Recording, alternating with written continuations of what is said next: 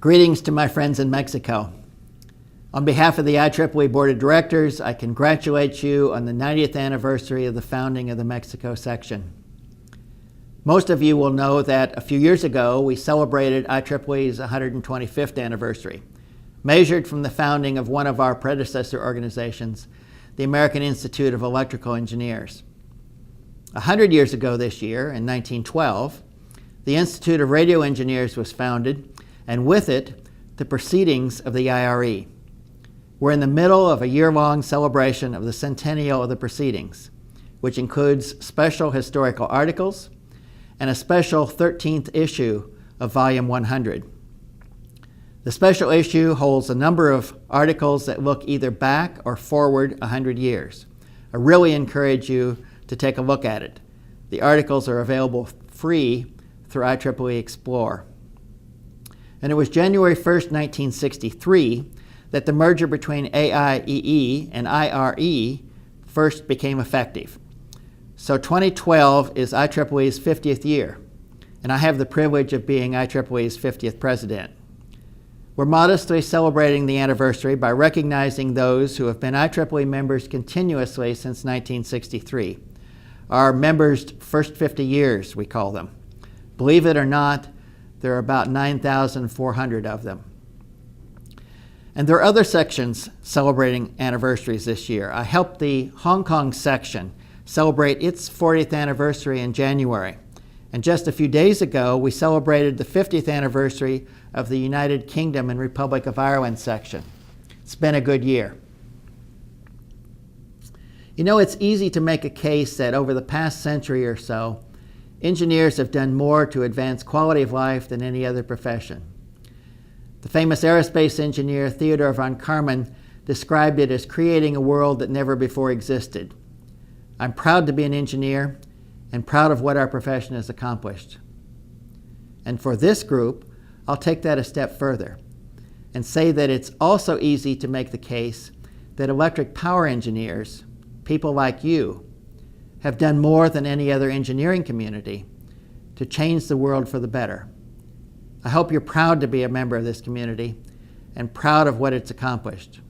My parents were born at the beginning of the 20th century on farms in one of the most rural parts of Illinois. They didn't have electricity in their homes until they were young adults. So I grew up hearing the stories of what it was like before electricity arrived. First, there were lights. The kerosene lamps were put away, to be used only when the power went out. I inherited those lamps, and a few months ago got one out when snow took down our power. They're smelly and smoky, not to mention dim, and not very nice to be around. A refrigerator came next, and the icebox went away. Food could be kept longer and was safer. No more need for large quantities of ice. The ice saw that was used to cut ice from rivers and ponds was still around when I was growing up. Eventually there was a freezer, and food storage was even better and safer. An electric pump arrived, and there was a safer and more plentiful supply of water, a washing machine, a sewing machine, other appliances, power tools, a radio for news and entertainment, eventually a television. Those things improved people's lives dramatically. Life became safer, healthier, and more comfortable. And then there are the indirect benefits of electricity. Telephones, later data communications and the internet, consumer electronics, computers for calculation, communications, and control. And there were great advances in health technologies. I can't think of any diagnostic or therapeutic technique that's not enabled by electronics. I'm sure we've not seen the end of it, and today's engineers will make as great a difference in the lives of people in the 21st century as those of the 20th century did then. But today I'd like us to think seriously about the unfinished business of 20th century engineers. The unfinished business of my generation of engineers, the unfinished business of 20th century electric power engineers. About 20% of the population of the world has not yet gained the benefits of technology that my parents and most people in the developed world began to experience nearly a century ago. About 1.4 billion people still do not have electricity in their homes. And experts on this subject tell us that even though $10 billion or so is being invested each year to meet this need, because of population growth, in 2030, the number of people without electricity will be about the same as it is today. I find that many IEEE members, perhaps some of you, are interested in working on this problem. Last year, our IEEE colleagues on the West Coast organized the first IEEE Global Humanitarian Technology Conference to bring together some of those who are learning how to make an impact. They're doing it again this year, in October. It'll be in Seattle, and I suggest that you check it out. Many of the projects reported there are simple, small-scale efforts. For example, creating off-grid lighting systems using solar cells, LEDs, and batteries. Some are larger, but few are large. A few hope to create sustainable businesses. These kinds of projects can make a very important difference to a community without electricity, and I commend the people who are doing them. Another good place to learn about these kinds of projects is the website Engineering for Change, which is a joint venture of IEEE, ASME, Engineers Without Borders USA, and several other organizations. But scaling up from small projects to solutions that can meet the needs of 1 billion people is a major challenge. This year, the United Nations has taken on that challenge by declaring 2012 to be the International Year of Sustainable Energy for All. And to move it forward, UN Secretary General Ban Ki-moon has created a new initiative called Sustainable Energy for All, with 3 goals to be achieved by 2030. First, ensuring universal access to modern energy services. Second, doubling the global rate of improvement in energy efficiency. And third, doubling the share of renewable energy in the global energy mix. Analysis has suggested that it's possible to achieve these goals through a combination of grid extensions, mini and microgrids, and off-grid solutions. And the required investment will be an additional $30 to $35 billion per year. Now, a high-level committee appointed by the Secretary General has released an action plan for getting there. You can find it online. It's a huge undertaking, but there's hope. The European Commission recently agreed to work on programs aimed at extending energy services to an additional 500 million people, and other governments are also stepping up. I'm proud to tell you that the IEEE Board of Directors has endorsed the UN's efforts, and on April 24th, we joined with 3 other international engineering societies in a public statement of support, which I presented to the high-level committee in London.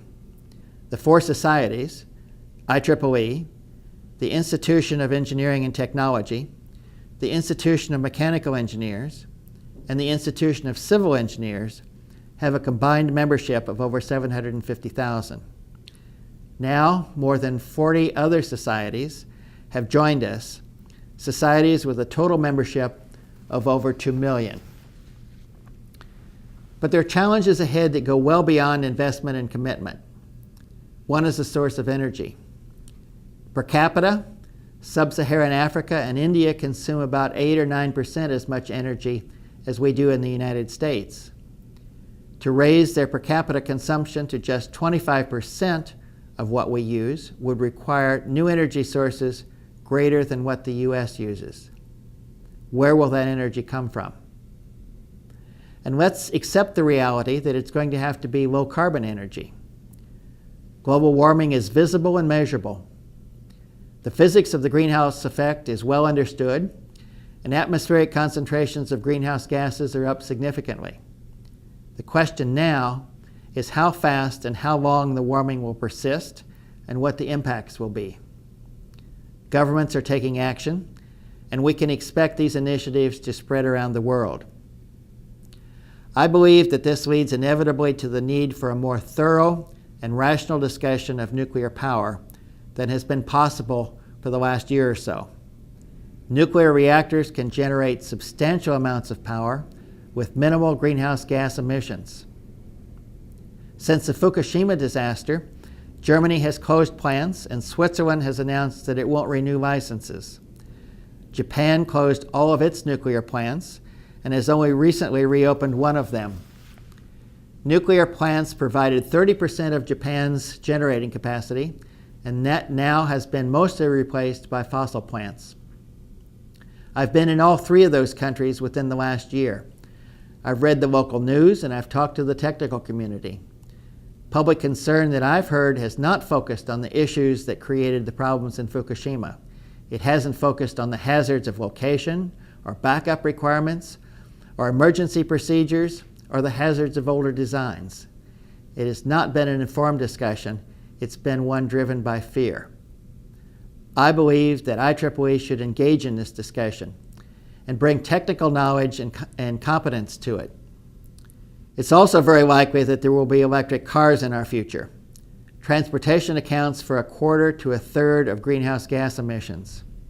They can't be captured at the vehicle, so the only option is to shift the carbon management problem to central locations, to power plants, to renewable or nuclear plants, or to plants that may be able to capture the carbon and store it.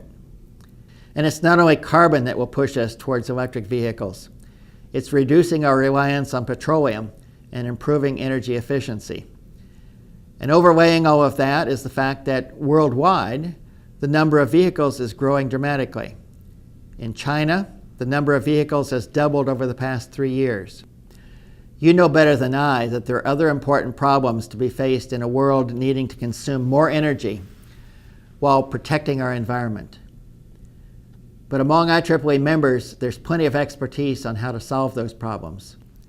IEEE members know how to extend electricity to places it has not yet reached. Among us, there are experts on nuclear power and electric vehicles, renewable power, the grid, and storage, and energy efficiency, and all of the other technologies that can lead to more sustainable generation and more efficient use of power.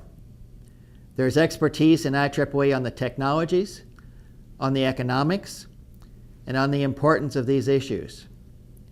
Policymakers need to know what you know, and I can tell you that they want to know what you know. A few weeks ago, I met with a couple of officials of the European Commission. They're technologists, looking for ways to stimulate innovation in Europe.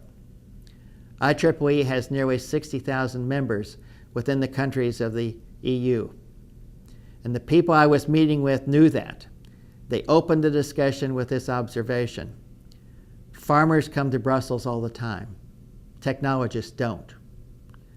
I believe that we need to speak out in Brussels and in Washington and in other capitals to help policymakers make good decisions. I hope you will take up these challenges. I thank you for being IEEE members. I thank you for volunteering to make IEEE stronger and better. And I thank you for doing what you do to advance technology. I hope you have a very interesting and productive conference.